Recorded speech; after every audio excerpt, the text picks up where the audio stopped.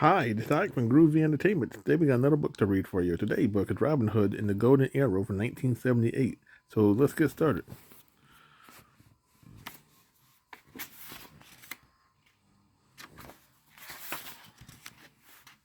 Robin Hood and Little John were hiding out in Sherwood Forest. The two outlaws had tricked Prince John. They had taken his gold and given it back to the poor people he had robbed. While Robin Hood stirred the kettle of soup, Little John was hanging up the washing.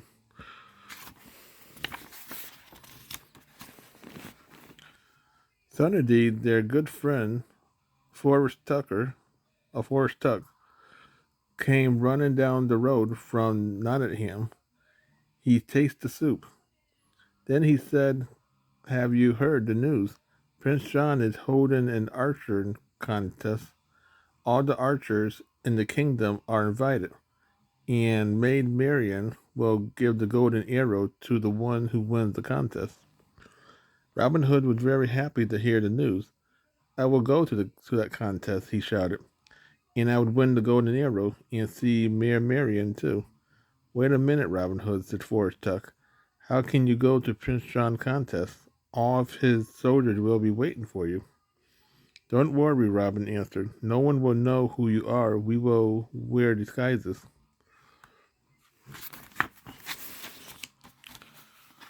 Robin dressed up like a long-legged stork.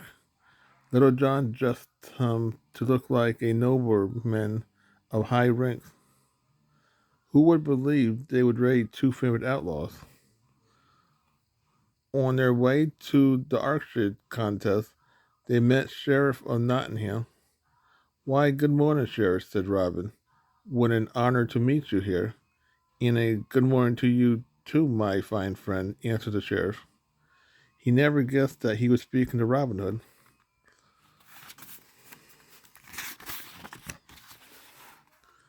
As Robin and Little John drew near the castle grounds, they met all sort of people. Everyone in the kingdom was coming to Prince John archery contest. In the corner of the field stood a very tall throne. Prince John was sitting there beside Sir Hiss, his advisor.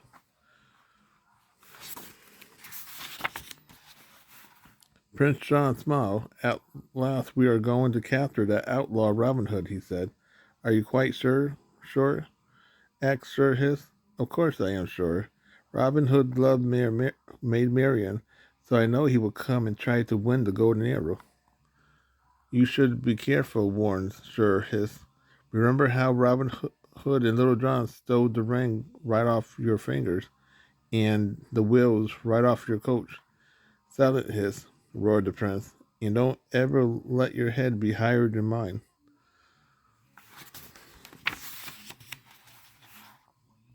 The line of the archers marched across the field. They had came from all over the kingdom. Each archer carried a stock-looking bow. At the end of the line, walked a tall archer on stilt-like legs. He was right in front of the sheriff.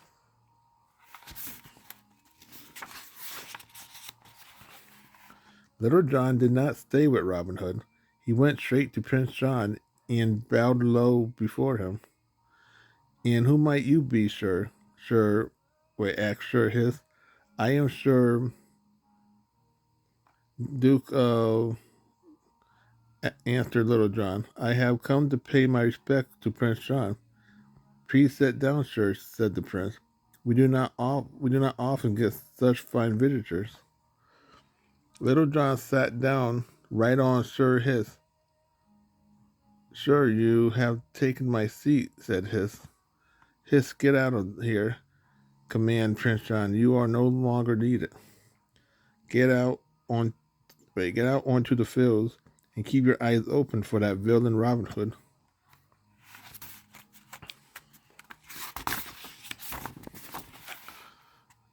Just then, Maid Marian came up to the throne with Lady Cluck. They bowed to Prince John. Then they sat down next to the royal throne and waited for the archers to file past.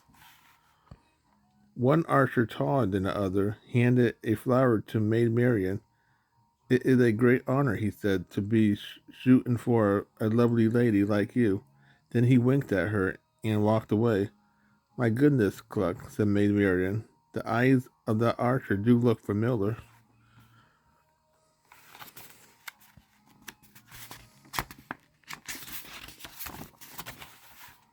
Suddenly, the trumpets on the castle tower blew their horn. The archer contest was about to begin. The contest master walked towards the throne. He stopped in front of Prince John and held up the golden arrow on its purple cushion. The archers lined up in a long straight row, ready to shoot.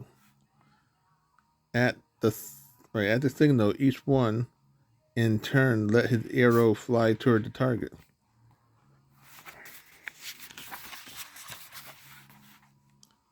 The sheriff and the stork was the best. The sheriff's arrow went right into the center of the yellow circle, but Robin Hood's arrow went right into the center too. The first match had ended in a tie.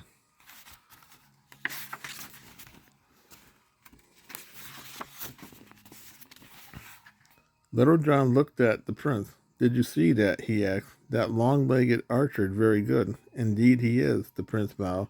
I just wonder who he could be. Not many men can shoot as well as the sheriff.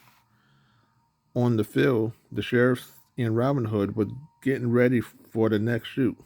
I heard you're having trouble catching that rascal Robin Hood, said the long-legged archer. Oh, it's no trouble, said the sheriff. He's scared of me, that's all, but if he dared to come here today, I would spot him, even in one of the 30 disguise.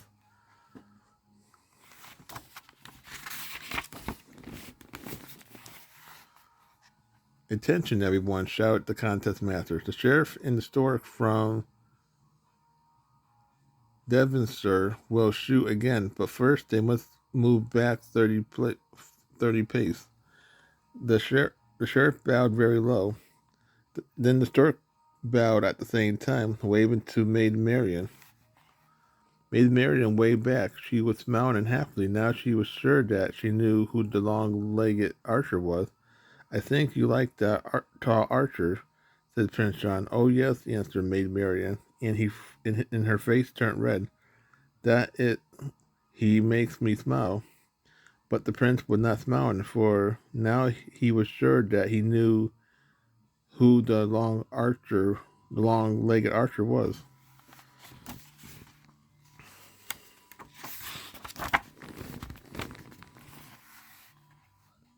It was Sheriff's turn to shoot again. This time his arrow went too high, but the target holder quickly raised the target. The arrow landed in the bull's eyes. Next, the shark took his turn. The long-legged archer aimed carefully and stretched his bowstring tight. His arrow flew straight into the bull's eyes. It knocked the sheriff's arrow to the ground. The stork had won.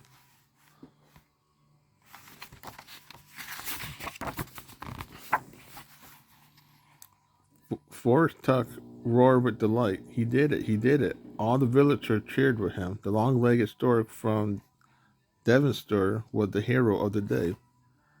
Maid Marian hugged Lady Cluck. Prince John whispered an order to the contest master. The contest master whispered the order to the captain of the Rhino Guards.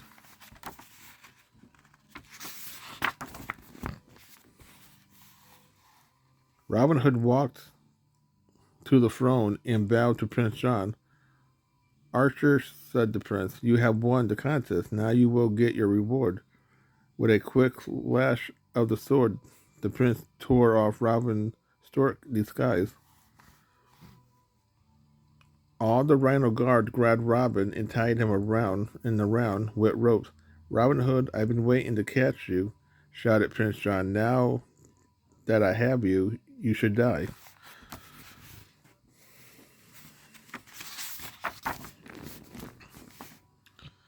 Oh no, Prince John, cried Maid Marian. Spare his life, I beg of you. Why should I? Asked the prince. because I love him, Maid Marian answered softly. While Maid Marian was talking, Little John quietly sneaked behind the throne. All at once, Prince John felt something sharp sticking into his back, and a strong hold pulled his collar tight around his neck. "All right, Prince," whispered Little John. "Tell your men to let Robin Hood go." "Untie the prisoner," shouted the prince. "Let him go at once, I say." Suddenly, Robin Hood was free again. The sheriff could not believe what had happened. Before Prince John could change his mind, Robin rushed to the platform and grabbed Maid Marian and Lady Cluck. Running behind the throne, Robin Hood took the dagger from Little John, then cut the rope that held the cloth roof over the throne. Down it crashed, trapping the prince, the sheriff, and all of the guards. While the prince and his men struggled to get free, Robin and his 3 friends ran off as fast as they could.